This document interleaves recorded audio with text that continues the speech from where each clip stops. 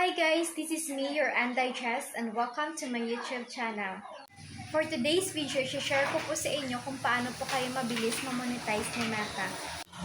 But before that, please subscribe below. Yung i-share ko po sa inyo, it was based of my experience kasi wala pang 2 months na monetize na po ni Meta.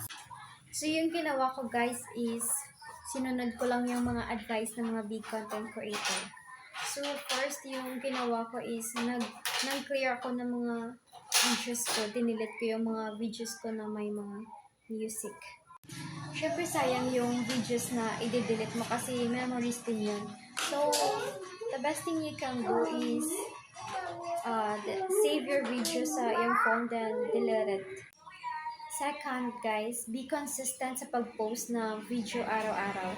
Yung original and don't use music, guys. Huwag ka munang gumamit ng music hanggat hindi ka pa invited to use licensed music. Yung iba, nagpo-post sila ng 6 videos a day. So, mahirap din naman mag-produce ng videos. So, you can post at least 2 videos a day. Huwag lang ma-0 a day, guys. After mo mag-post ng video, sabayan mo din ng engagement. Then third, maging masunurin kay Meta. Laging mo sundin kung ano yung pinapagawa ni Meta, guys. So, yan yung mga tips, guys. Sana makatulong sa inyo upang mabilis kayong ma-monetize.